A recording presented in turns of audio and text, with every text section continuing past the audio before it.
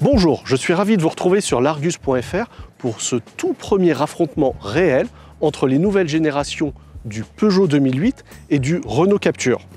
Les deux SUV urbains les plus vendus en France, mais aussi en Europe, se renouvellent au même moment, mais proposent toujours des armes bien différentes pour vous séduire, et cela commence par le style.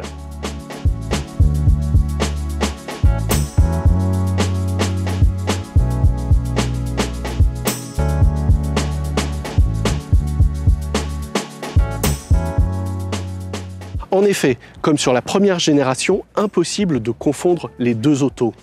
Le Peugeot 2008 change totalement de positionnement. Né break surélevé, il s'affirme aujourd'hui comme un véritable SUV en s'inspirant des lignes et du style du 3008, ce qui est plutôt une bonne idée au vu des excellents chiffres de vente du SUV compact. Son capot moteur est beaucoup plus haut, beaucoup plus horizontal que sur la première génération. Sa calandre est bien plus verticale et s'étire et s'élargit pour s'affirmer un peu plus. Sur les flancs, ces lignes sont plus saillantes, plus marquées. Et à l'arrière, il dispose désormais d'un bandeau sur toute la largeur du haillon, comme sur les récentes productions Peugeot. C'est pour ainsi dire tout l'inverse du nouveau Renault Captur, qui se positionne plutôt comme une évolution de la précédente génération. Sa silhouette est identique, son capot moteur plonge, la ligne de pavillon beaucoup plus fuyante et les galbes sur les flancs sont plus ronds que ceux du Peugeot 2008. En revanche, ce nouveau Captur se veut plus moderne que l'ancien, avec notamment des LED pour les feux de jour de série dès l'entrée de gamme, et il se veut aussi plus élégant, avec de nombreux habillages chromés ici et là. À l'arrière, les feux en boomerang sont beaucoup plus fins et étirent visuellement en largeur l'auto, mais ils sont placés un petit peu haut. Une fois à l'intérieur de nos deux modèles, les impressions sont parfaitement opposées à ce qu'on avait sur l'extérieur. Par exemple, ici, à bord du 2008, si l'extérieur faisait très nouveau, l'intérieur fait plus évolution de l'ancienne génération. On retrouve le petit volant, les compteurs lisibles par-dessus et l'écran tactile. Bon, en revanche, bien sûr, tout a été modernisé. Les compteurs peuvent être 100% numériques et 3D. Le petit volant reprend le dessin initié sur la récente 508 et la tablette tactile dispose d'une dalle de 7 ou de 10 pouces. Ici, vous avez la version 10 pouces, mais même sur cette version, la navigation ne prend pas la totalité de l'écran. Il y a certaines informations comme la climatisation qui sont toujours accessibles sur les côtés. C'est un petit peu dommage de ne pas avoir la totalité de la navigation sur l'écran. En dessous, on retrouve des touches piano pour des raccourcis pour différentes fonctions. Et très intéressant, un petit rangement qui peut faire office également de recharge par induction ou bien venir soutenir votre téléphone portable. En revanche, à bord de ce nouveau Captur, c'est le jour et la nuit par rapport à l'ancienne génération. Alors vous n'avez pas l'effet waouh que vous pouvez avoir à bord du 2008, mais vous pouvez disposer de compteurs numériques via une dalle de 7 ou de 10,2 pouces, comme c'est le cas ici. Et vous pouvez également disposer d'une tablette tactile verticale. C'est toujours l'idée de Renault de cette grande tablette tactile. Les ingénieurs ont eu la bonne idée de donner une légère courbure à cet écran pour ne pas gêner la visibilité du conducteur. Par ailleurs, si vous avez la navigation, la carte prendra la quasi-totalité de l'écran, ce qui n'est pas le cas sur le 2008. Ensuite, toutes les commandes, toutes les fonctions ne se font pas uniquement via cet écran tactile. Il y a aussi des raccourcis juste en dessous et surtout des accès directs pour la climatisation. Enfin, sur cette version à boîte robotisée sans lien mécanique, vous pouvez avoir en dessous une zone de rangement qui peut faire office de recharge par induction pour votre téléphone portable.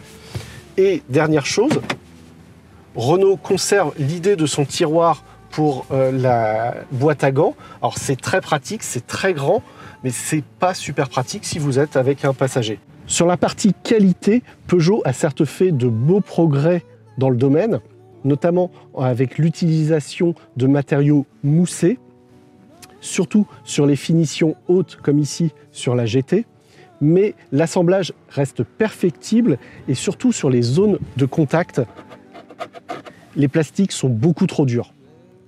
En revanche, Renault, lui, n'a pas lésiné sur les moyens apportés pour se mettre au niveau en termes de qualité.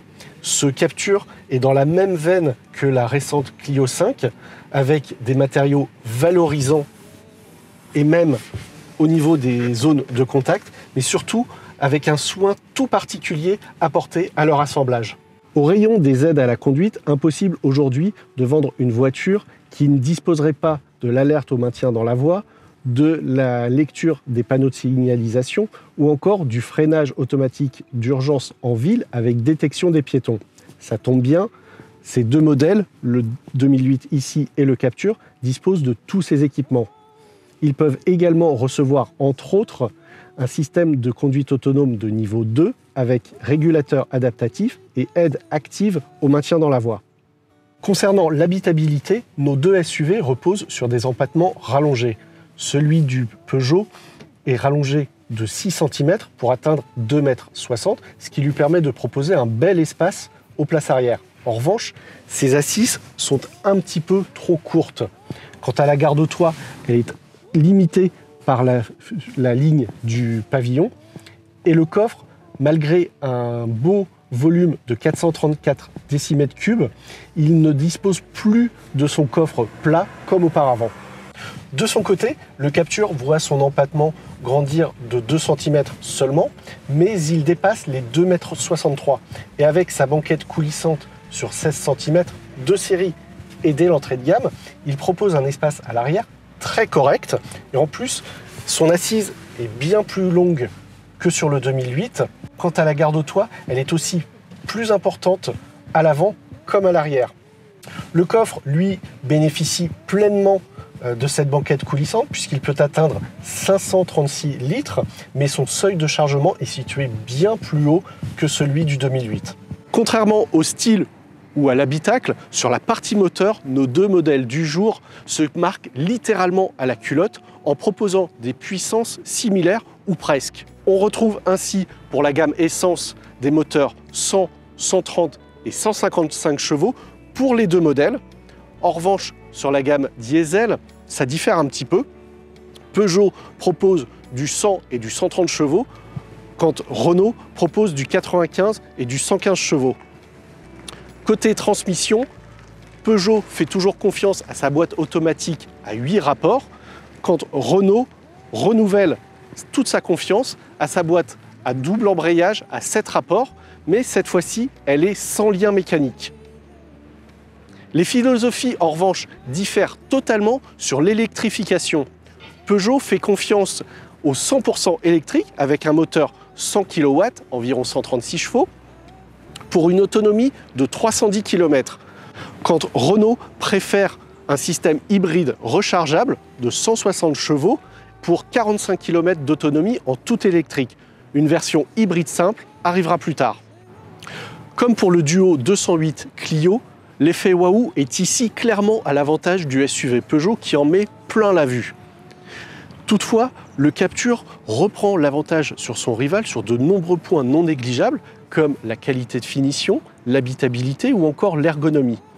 À voir maintenant si tout cela se confirme sur la route. Les premiers comparatifs roulants entre les deux véhicules sont prévus pour le début 2020. À très bientôt sur l'Argus.fr.